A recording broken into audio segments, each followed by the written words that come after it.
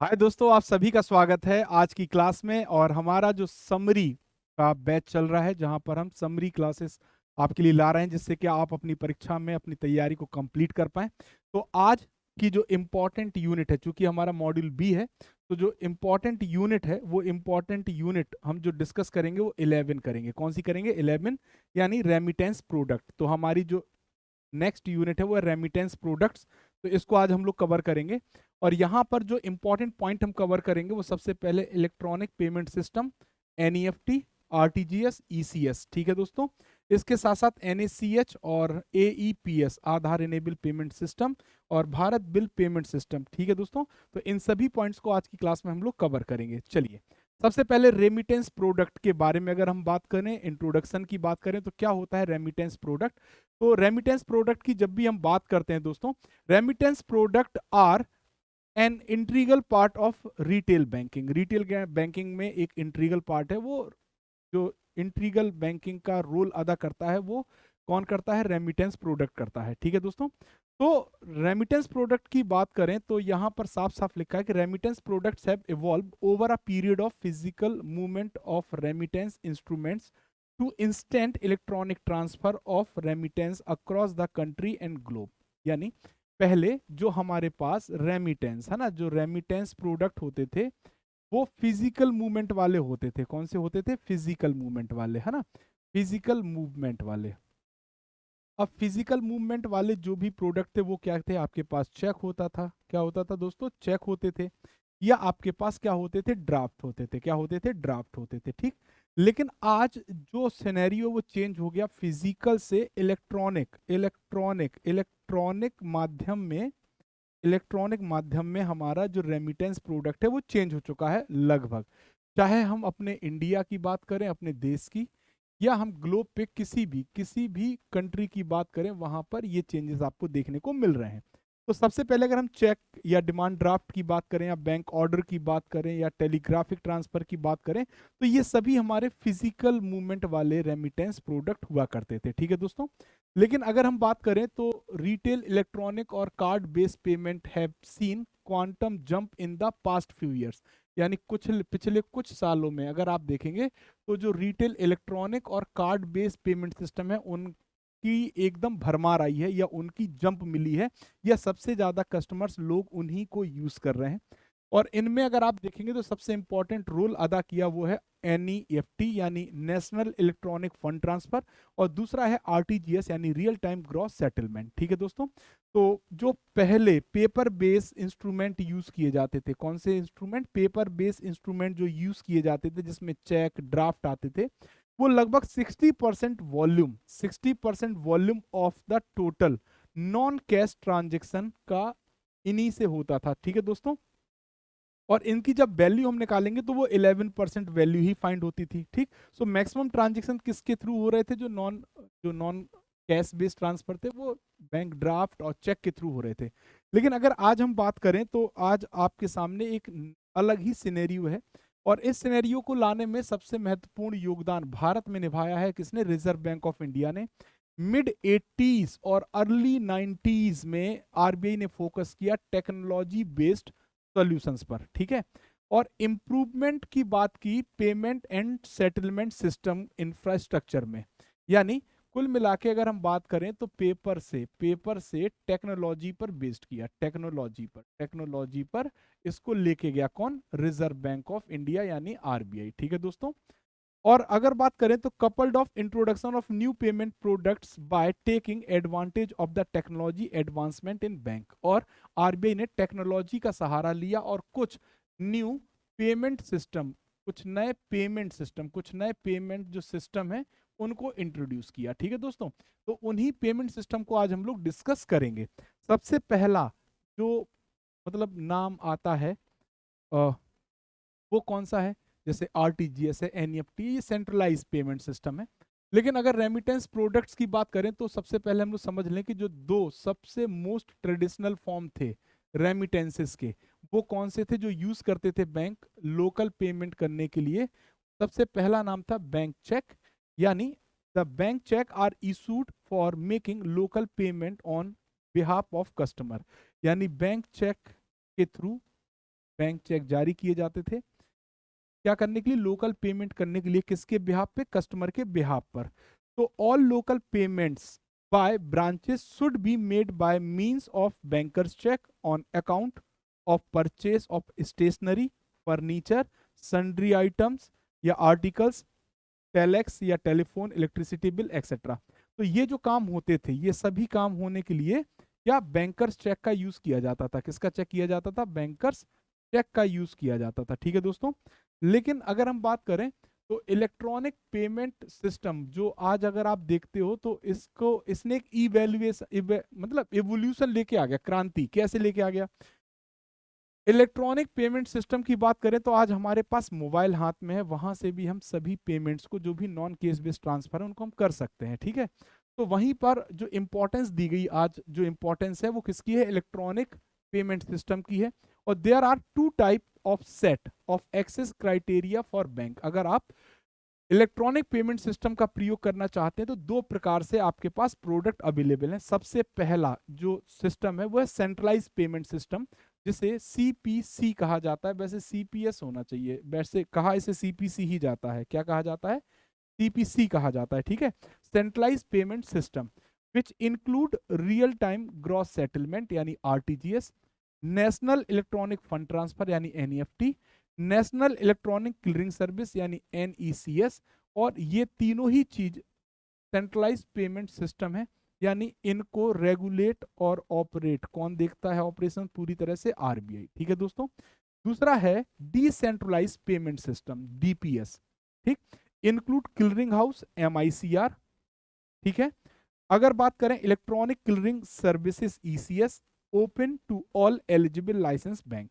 तो ईसीएस और एमआईसीआर के थ्रू भी आपका जो पेमेंट है वो क्लियर होगा, और ये वो सभी बैंक कर पाएंगे जिनको रिजर्व बैंक ऑफ इंडिया ने लाइसेंस प्रोवाइड किया है।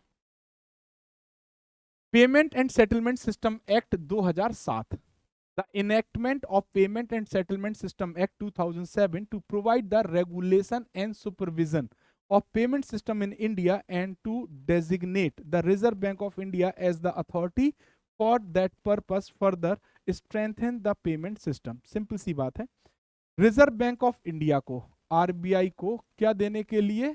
पावर देने के लिए एक एक्ट पास किया गया, पीएसएस एक्ट 2007। ठीक है दोस्तों। और पीएसएस एक्ट की अगर हम बात करें तो जो payment and settlement system act 2007 है, वो भारत में जो भी इलेक्ट्रॉनिक पेमेंट होंगे उसको और मजबूती प्रोवाइड करने के लिए इंट्रोड्यूस किया गया है। ठीक है दोस्तों। अब इसी एक्ट के तहत, कौन सा एक्ट? PSS act. अब देखो पीएसएस एक्ट इंट्रोड्यूस किया गया ना, तो पीएसएस एक्ट 2007 के तहत setting up national payment corporation of India, that is known as NPCI. तो national payment corporation of India को स्टैब्लिश किया गया। It is a umbrella organization. इसको एपेक्स ऑर्गेनाइजेशन बनाया गया किसके लिए? Retail payment and settlement system के लिए, जो कि भारत में ऑपरेट होगा। बट एनपीसीआई को रेगुलेट कौन करेगा? एनपीसीआई को रेगुलेट करेगा रिजर्व बैंक ऑफ इंडिया। याद रखिएगा। तो भारत में जितना भी रिटेल पेमेंट है, रिटेल पेमेंट के लिए जो अम्ब्रेला ऑर्गेनाइजेशन है वो कौन है? एनपीसीआई। और एनपीसीआई का रेगुलेटर कौन है? आरबीआई। ठीक, याद रखिएगा। It is an initiative of reserve bank of India और आईबीए, इंडियन बैंक एसोसिएशन। तो जब कि अब अगर क्वेश्चन आ जाए कि एनपीसीआई को किस एक्ट के तहत स्टैब्लिश किया गया, तो पीएसएस एक्ट। किसके द्वारा? आरबीआई और आईबीए के द्वारा। और इसका रेगुलेटर कौन होगा? रिजर्व बैंक ऑफ इंडिया होगा। ठीक है दोस्तों। चलिए आगे बढ़ें।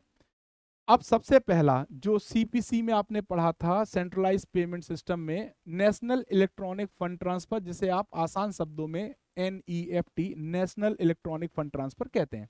रिजर्व बैंक ऑफ इंडिया ने इलेक्ट्रॉनिक फंड ट्रांसफर सिस्टम को इंट्रोड्यूस किया जिसका नाम था एनईएफटी। क्या नाम था? NEFT, national electronic fund transfer. यानी इलेक्ट्रॉनिकली अगर आप फंड ट्रांसफर करना चाह रहे हैं तो आप एनईएफटी से पैसा ट्रांसफर कर सकते हैं। तो जब आरबीआई ने एनईएफटी को इंट्रोड्यूस किया, so what is the objective behind the NEFT?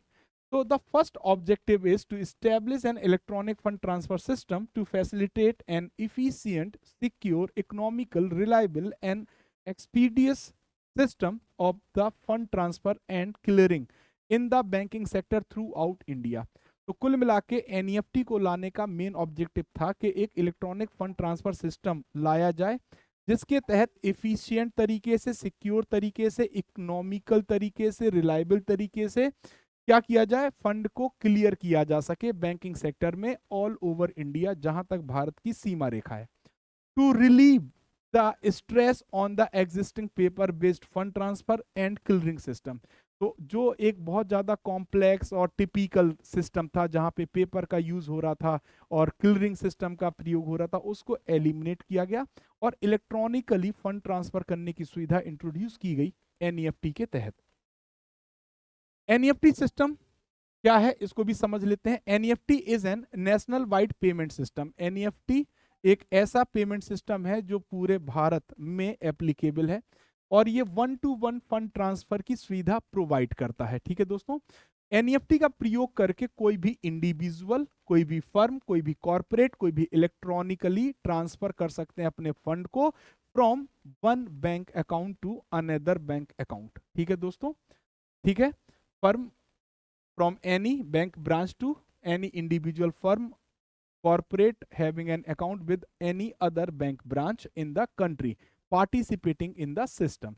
So NEFT operates on a deferred net settlements DNS basis which settles transaction in the batches. अब देखो DNS का मतलब क्या है कि अगर मान लीजिए कोई भी पेमेंट आपने इनिशिएट कर दिया, कोई भी पेमेंट अगर आपने इनिशिएट कर दिया तो कुछ समय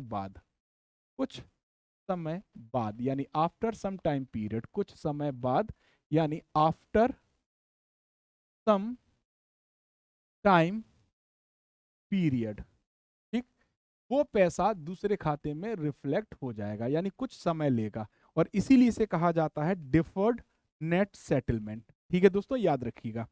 आगे अगर हम बात करें तो इंडिविजुअल, फर्म और कॉर्पोरेट जो भी मेंटेन कर रहे हैं अकाउंट किसी भी बैंक ब्रांच के साथ, वो अपना फंड ट्रांसफर कर सकते हैं किसका प्रयोग करके, एनईएफटी का प्रयोग करके। इवन अगर हम बात करें such individual who do not have a bank account, जिसके पास बैंक अकाउंट है वो तो एनईएफटी से फंड ट्रांसफर कर रहा, बट सपोज अगर कोई व्यक्ति ऐसा है जिसके पास बैंक अकाउंट नहीं है, तो जिसके पास बैंक अकाउंट नहीं होगा उसे कहा जाता है वॉक इन कस्टमर। क्या कहा जाता है दोस्तों, वॉक इन कस्टमर। और वॉक इन कस्टमर भी बैंक की ब्रांच में जाके अपना फंड ट्रांसफर कर सकता है एनईएफटी के थ्रू। ठीक है, बस वो ब्रांच एनईएफटी इनेबल ब्रांच होनी चाहिए दोस्तों। और अगर वो कैश में फंड ट्रांसफर करना चाहता है क्योंकि उसके पास क्या नहीं है, बैंक अकाउंट, तो उसके लिए जो मैक्सिमम लिमिट होगी दोस्तों वो कितनी होगी, 50,000। कितनी होगी, 50,000। यानी अगर हम बात करें तो एनईएफटी से जब भी पैसा ट्रांसफर किया जाएगा, एनईएफटी से जब भी फंड ट्रांसफर किया जाएगा, ना तो कोई मिनिमम लिमिट होती है और ना ही कोई मैक्सिमम लिमिट होती है, ना ही कोई मिनिमम लिमिट है और ना ही कोई मैक्सिमम। ठीक, लेकिन ये उनके लिए है जिनके पास क्या है, बैंक अकाउंट है किसी भी बैंक के ब्रांच के साथ, किसी भी बैंक की ब्रांच में जिनके पास क्या है, बैंक अकाउंट है। ठीक, अदरवाइज अगर कोई व्यक्ति कैश में फंड ट्रांसफर करना चाहता है तो वो बैंक में कहलाएगा वॉक इन कस्टमर। क्या कहलाएगा दोस्तों, वॉक इन कस्टमर कहलाएगा। और वॉक इन कस्टमर की जो लिमिट है वो है मैक्सिमम 50,000 रुपए। ठीक है दोस्तों, मैक्सिमम यहां लिख दे रहा हूं। ठीक है, आई होप ये पॉइंट समझ गए होंगे सभी लोग। The remittance through NEFT RTGS is being transmitting through the structured financial messaging system। चाहे आप NEFT से पैसा भेजिए चाहे RTGS से, आप SFMS, इंपॉर्टेंट है ये जो फुल फॉर्म मैंने लिख के हाईलाइट करके, ये आपके एग्जाम में पूछे जाते हैं। स्ट्रक्चर्ड फाइनेंशियल मैसेजिंग सिस्टम, यानी जैसे ही आपका पैसा पहुंचेगा वैसे ही आपके पास भी मैसेज आएगा, उनके पास भी मैसेज आएगा। SFMS सिस्टम पर काम करता है। भारत के साथ the NEFT system also facilitate one way cross border transfer. One way यानी सिर्फ भारत से उस देश में पैसा जा पाएगा जहां पे क्रॉस बॉर्डर की अवेलेबिलिटी है। ठीक है दोस्तों, और उस देश का नाम क्या है, नेपाल। उस देश का नाम क्या है, नेपाल। ठीक है दोस्तों, और इसके लिए जो एग्रीमेंट है वो एग्रीमेंट है Indo Nepal remittance facility system या इंडो नेपाल रेमिटेंस एग्रीमेंट।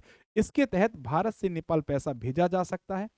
अगर आप अकाउंट से ट्रांसफर करते हैं तो आप मैक्सिमम 2 लाख रुपए तक भेज पाएंगे एक बार में, और अगर आप कैश में ट्रांसफर करते हैं तो मैक्सिमम आप 50,000 रुपए भेज पाएंगे। कितना भेज पाएंगे, 50,000 रुपए एक बार में। ठीक है दोस्तों, ठीक है। और अगर आप नॉर्मल इंडिया में कहीं भी ट्रांसफर कर रहे हैं, इंडिया में अगर आप एनईएफटी का प्रयोग कर रहे हैं, एनईएफटी का, तो ना तो कोई आपके लिए मिनिमम लिमिट है और ना ही कोई आपके लिए मैक्सिमम लिमिट है। आई होप ये पॉइंट क्लियर हो गया होगा। ठीक है, चलिए आगे बढ़ते हैं दोस्तों। However, with effect from 1 जनवरी 2020, 1 जनवरी 2020 से आरबीआई ने रिमूव कर दिए ऑल एप्लीकेबल चार्जेस जो कि एनईएफटी ट्रांजैक्शन पर एप्लीकेबल थे। लेकिन कब? जब आप ऑनलाइन बाया इंटरनेट मोबाइल बैंकिंग के थ्रू अपना पैसा ट्रांसफर करेंगे अपने सेविंग अकाउंट से। ठीक है दोस्तों, तो डिजिटल ट्रांजैक्शंस को प्रमोट करने के लिए रिजर्व बैंक ऑफ इंडिया ने 1 जनवरी 2020 से सभी चार्जेस खत्म कर दिए। फिर समझ लेते हैं इस पॉइंट को। अगर आप अगर आप अपने मोबाइल या इंटरनेट का प्रयोग करके एनईएफटी करते हैं तो आपके लिए ये सेवा फ्री है। ठीक है, कब से? 1 जनवरी 2020 से। एसआरबी ने क्यों किया? प्रमोट करने के लिए। क्या प्रमोट करने के लिए? Digital transaction.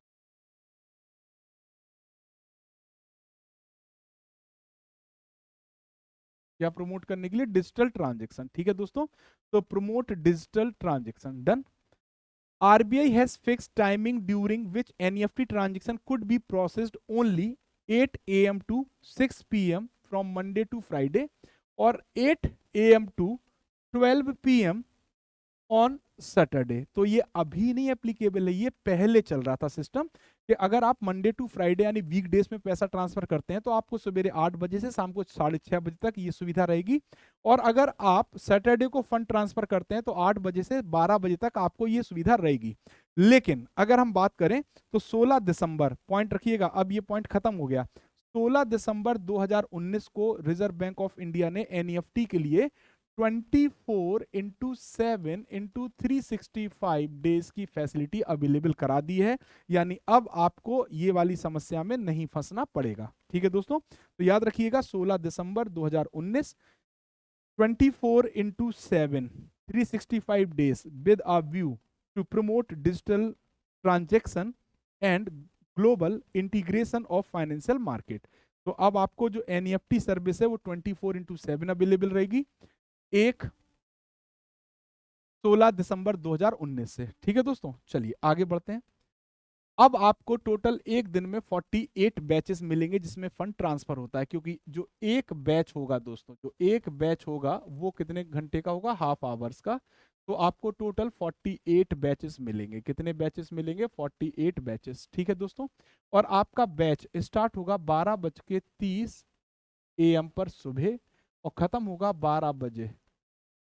ठीक है दोस्तों, AM पर 12 AM पर एंड होता है और स्टार्ट होता है। ठीक, जो सिस्टम है डेली। ठीक है दोस्तों, तो the settlement of the first batch will be commence of 12:30 AM after midnight and the last batch will end 12 AM midnight hours.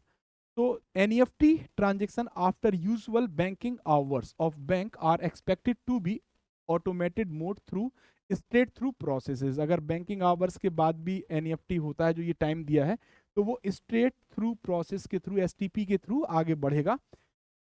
Originating banks are required to pay nominal charges of 25 paisa each per transaction to the clearing house as well as designation bank as service charge. ठीक, तो जिस bank में payment जा रहा है उस bank को और क्लियरिंग हाउस को 25 पैसा इनको पे करना पड़ेगा। तो क्या ये 25 पैसा आपसे लिया जाएगा? नहीं, ये बैंक अपनी तरफ से चार्ज पे करेगा। एनईएफटी प्रोसेस फ्लो की अगर हम बात करें तो कौन कौन सी पार्टीज होती हैं जो एनईएफटी सिस्टम में पार्टिसिपेट करती हैं? सबसे पहले द सेंडिंग बैंक, यानी अगर मैं पैसा ट्रांसफर करना चाहता हूं तो मेरा अकाउंट जिस बैंक में है वो सेंडिंग बैंक है।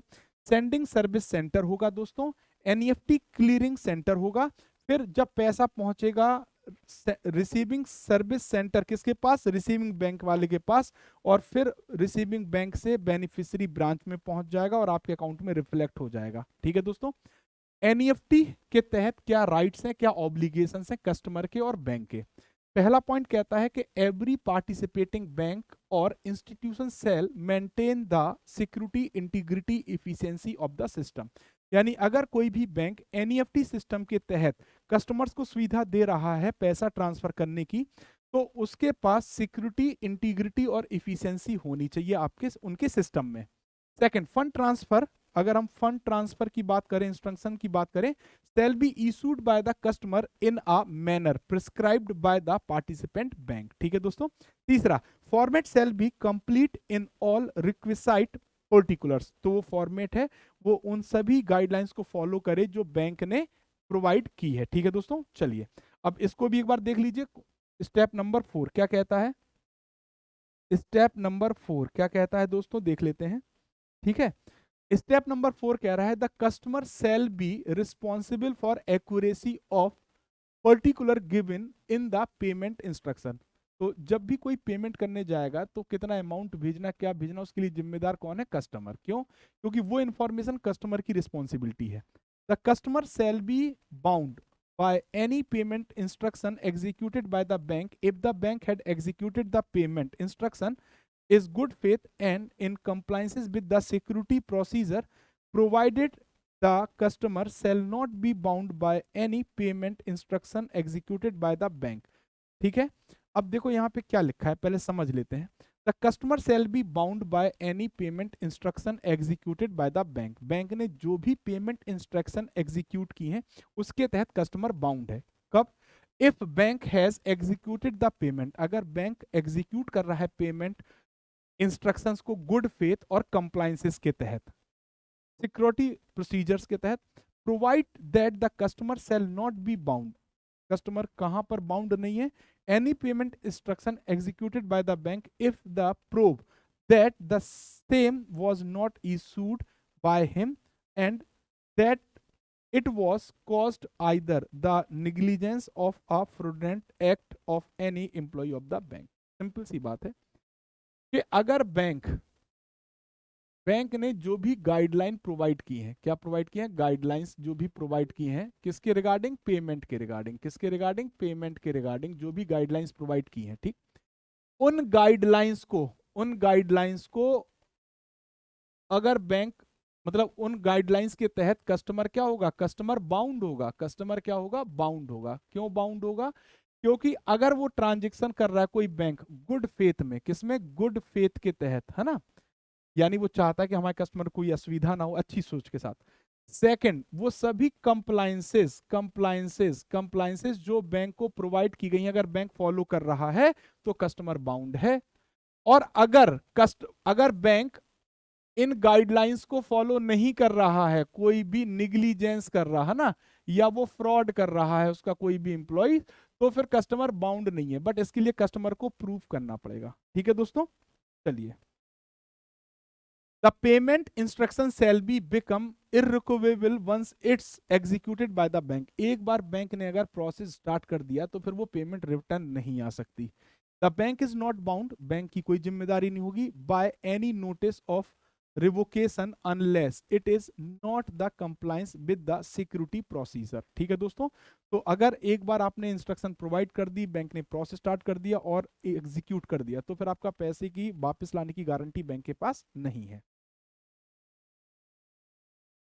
एडवांटेजेस क्या है एनईएफटी के? NEFT offers many advantage over the other mode of fund transfer such as the remitter need not send the physical cheque और demand draft to the beneficiary. अगर आप एनईएफटी से पैसा transfer कर रहे हैं, अगर आप एनईएफटी से पैसा ट्रांसफर कर रहे हैं, तो जो व्यक्ति रेमिटर है, जो व्यक्ति क्या है? रेमिटर है। अगर कोई व्यक्ति क्या है? रेमिटर है, तो उसको ये जरूरत नहीं होगी कि वो फिजिकल चेक या डिमांड ड्राफ्ट प्रोवाइड करे बेनिफिशियरी के तौर पर। The remitter need not send the physical cheque और demand draft to the beneficiary. ठीक है, एनईएफटी से अगर ट्रांसफर करेगा तो बेनिफिशियरी को ये सब देने की जरूरत नहीं है। The beneficiary need not visit his her bank for deposit example the paper instrument. तो जब एनईएफटी का प्रयोग किया जाएगा तो बेनिफिशियरी को बैंक में पहुंचने की जरूरत नहीं है। जैसे मैंने एक चेक दिया किसी को, तो उसको चेक लेके पहले बैंक जाना पड़ता था, तो एनईएफटी में ऐसा कुछ नहीं है। जिस बेनिफिशियरी के नाम पे मैं ट्रांसफर करूंगा उसके अकाउंट में पैसा आ जाएगा। The beneficiary need not be apprehensive of loss theft of physical instrument और likelihood of fraudulent encashment there of. तो जब हम चेक पहले देते थे तो चेक में क्या होता था, कुछ चीजें हो जाती थी, या तो चेक कभी कभी खो जाता था, या चेक से गलत तरीके से पैसा निकल जाता था। तो जब हम एनईएफटी करेंगे तो ये सब समस्याओं को सामना नहीं करना पड़ेगा, और जो हमारा एनईएफटी है वो कॉस्ट इफेक्टिव है। क्रेडिट कंफर्मेशन रेमिटेंस आपके पास पहुंच जाएगा एसएमएस और ईमेल के द्वारा। Remitter can initiate the remittance, अगर रेमिटर ने एक बार इनिशिएट कर दिया remittance from his home place of work using the internet banking also. तो अगर मैं सपोज यहाँ पे पढ़ा रहा हूँ और मैं पढ़ाते समय अगर अपना पैसा ट्रांसफर करना चाहूँ तो मैं ट्रांसफर कर सकता हूँ आसानी से, चाहे मैं अपने वर्क प्लेस पे रहूँ और चाहे मैं होम पे रहूँ। ठीक है, सिर्फ मुझे किसकी जरूरत होगी, इंटरनेट बैंकिंग की। Near real time transfer of the fund to be beneficiary account in the secure manner. तो रियल टाइम पे यानी तुरंत के तुरंत पैसा कहाँ पहुंच जाएगा, बेनिफिशियरी के अकाउंट में पहुंच जाएगा रियल टाइम पे। और ये सुविधा मेरे लिए 24/7/365 अवेलेबल है। NEFT available 24/7 365 days. FBR online for है ये for online NEFT transaction initiated by internet mobile banking portal for saving account holder free of charge with effect from 1st July 2007. Already we will discuss. Now second mode is real time gross settlement. So second हमारे पास जो instrument है वो कौन सा है, real time gross settlement. तो the RTGS का full form क्या है, रियल टाइम ग्रॉस सेटलमेंट होता है, और इसके तहत आप फंड ट्रांसफर कर सकते हैं individually on an order by order basis, यानी विदाउट नेटिंग। तो real time means the processing of instruction at the time they are received.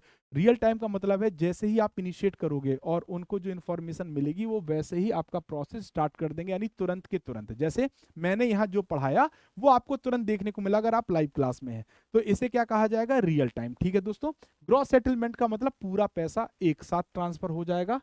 ठीक, तो with the implementation of RTGS system regulation 2013, RBI has launched a new RTGS system। अब RBI ने RTGS system regulation 2013 के तहत नया RTGS system launch कर दिया है जिसमें एडवांस फीचर है। ठीक है, तो पहले RTGS कब इंट्रोड्यूस किया गया था, 2004 में, और इसी का अपग्रेड वर्जन कब लॉन्च कर दिया गया है, 2013 में। कब कर दिया गया है, 2013 में, याद रखिएगा।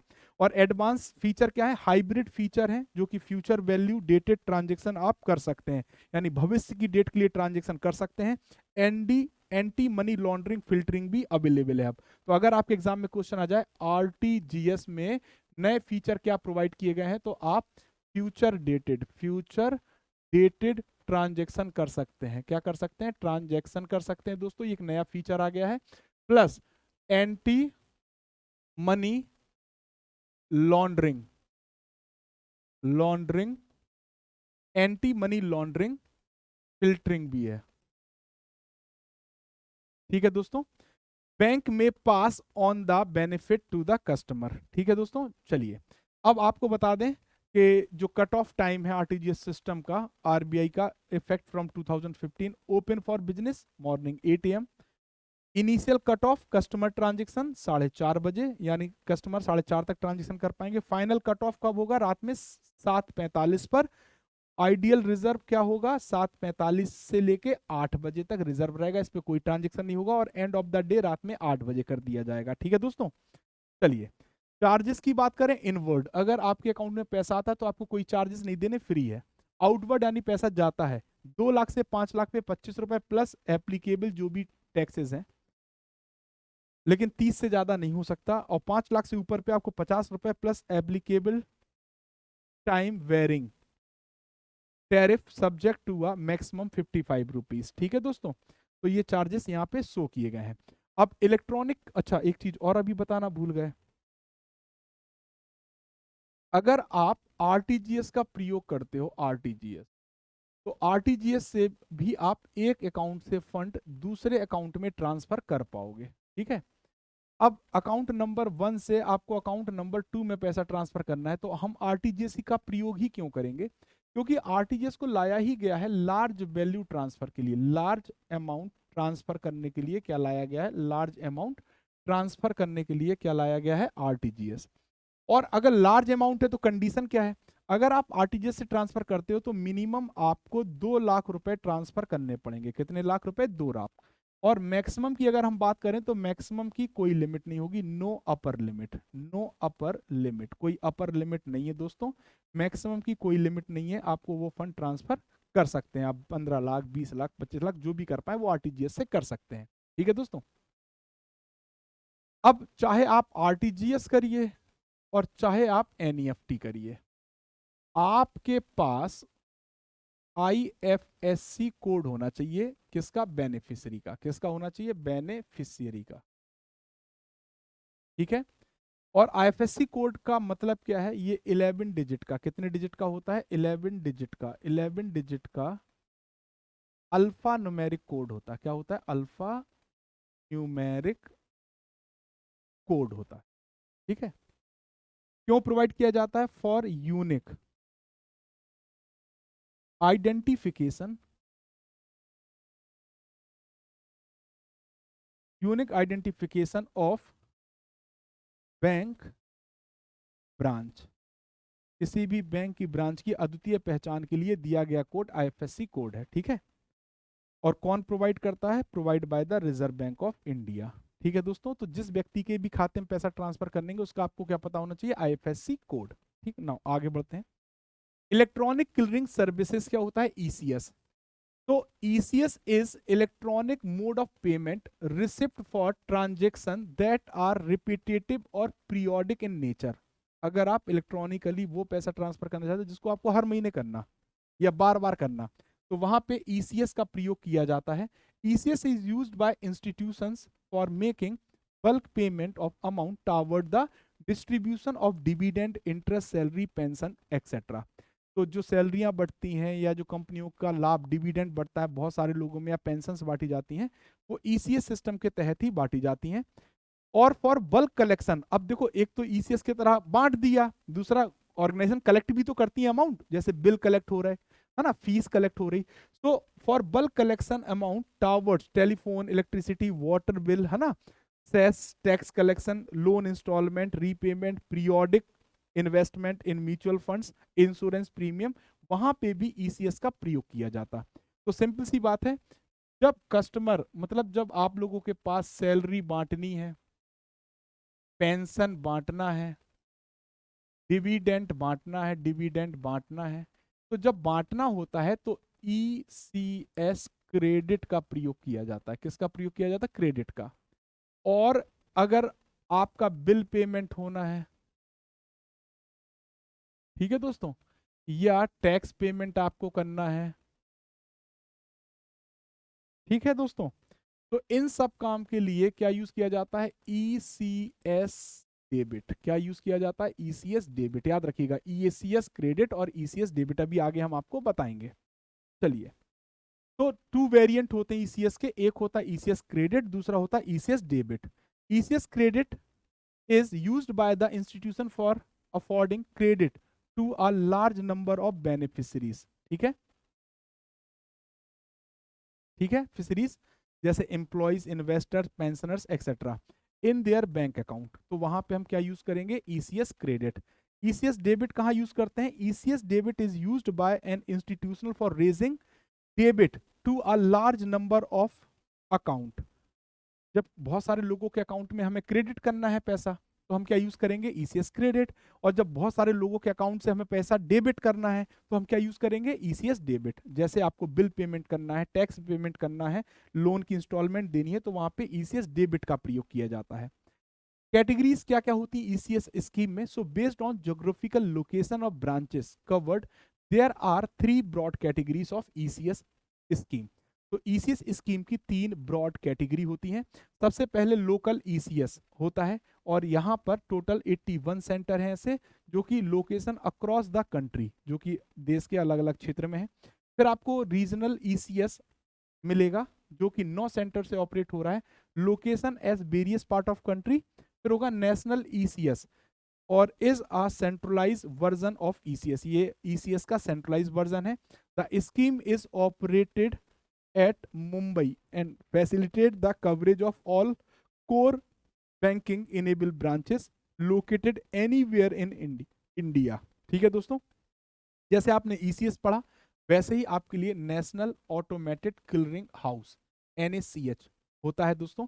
और एनएसीएच यानी national automated clearing house system को ईसीएस को रिप्लेस करने के लिए लाया गया मई 1 2016 को। तो अभी आपने जो ईसीएस में पढ़ा वही यहाँ पे होगा एनएसीएच में।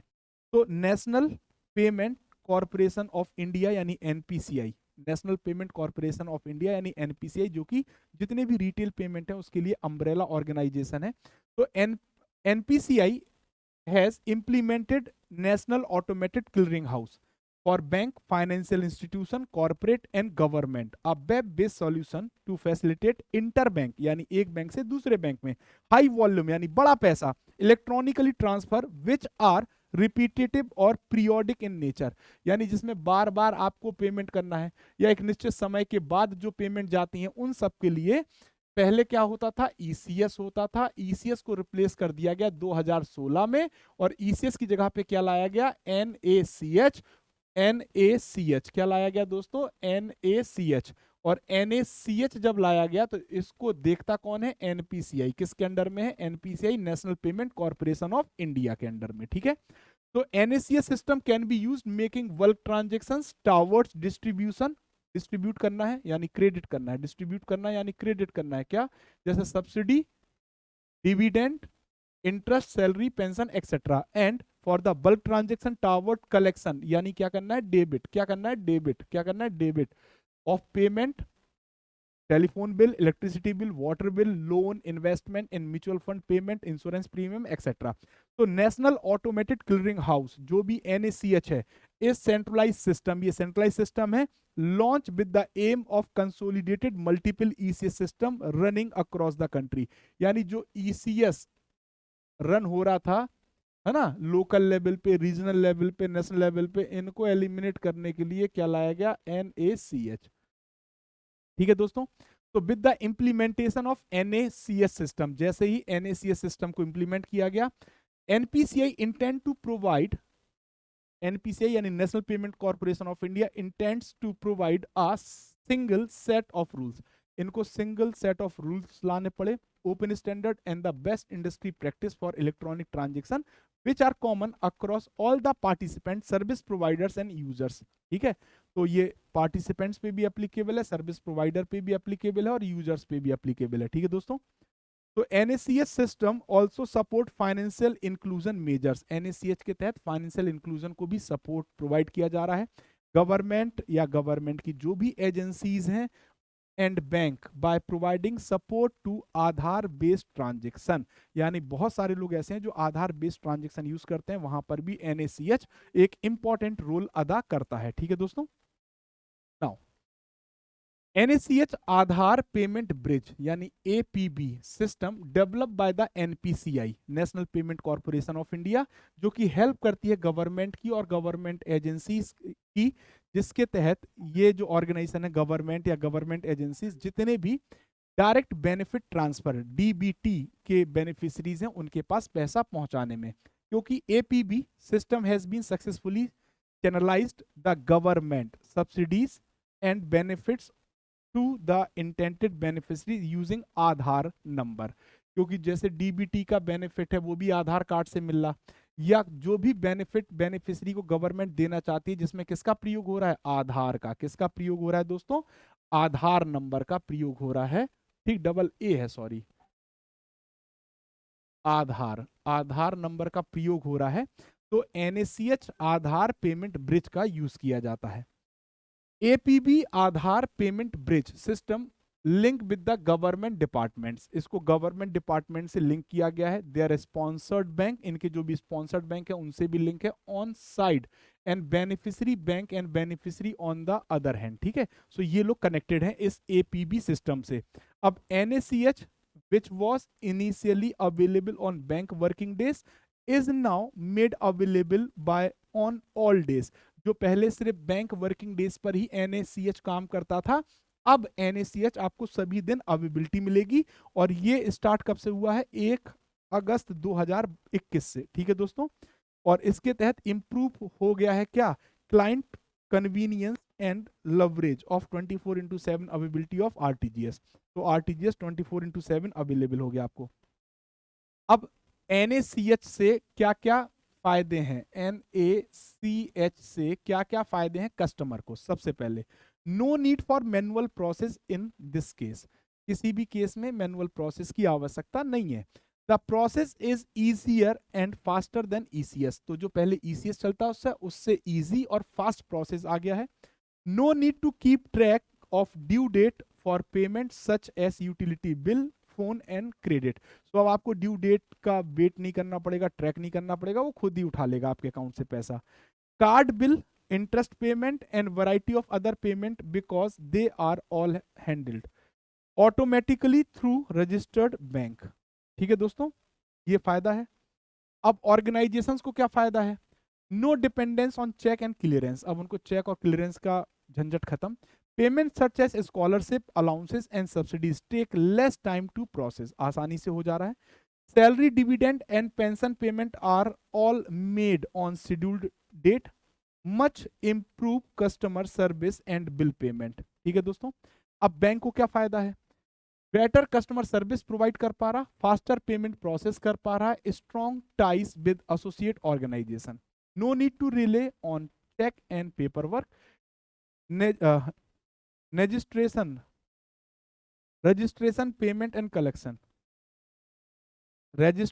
payment and collection of EMI, loan and advances are all done in hassle free manner because no manual process are involved.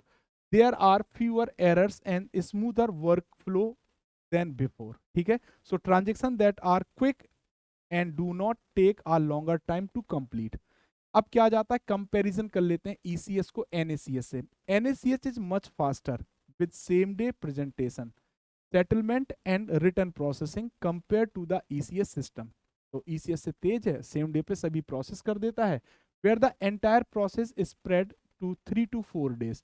तो पहला पॉइंट क्या है कि NaCH सेम डे में कंप्लीट करता है कार्यक्रम और ECS 3 से 4 दिन लगाता था। ठीक है, सो एक तो ये फास्टर हो गया। दूसरा, NaCH has well defined dispute management system to arise and solve issues which was absent in ECS। ठीक है, NaCH also has robust mandate management system with standardized mandate format, verification and workflow। ठीक है दोस्तों, अब अगला point हमारा क्या है? आधार इनेबल्ड पेमेंट सिस्टम। आधार इनेबल्ड पेमेंट सिस्टम आपने देखा होगा गांव में जो, या छोटे शहरों में, या जो जन सुविधा केंद्र होते हैं वहां पे आप अंगूठा या उंगली लगाते हैं और आप पेमेंट ले लेते हैं या पैसा विड्रॉ कर पाते हैं। तो वो आधार इनेबल्ड पेमेंट सिस्टम के आधार पर ही ये सुविधा आपको प्राप्त होती है। तो Aadhaar enabled payment system AEPS is a bank-led model which allow online interoperable financial transaction at POS यानी पॉइंट ऑफ सेल और माइक्रो ATM।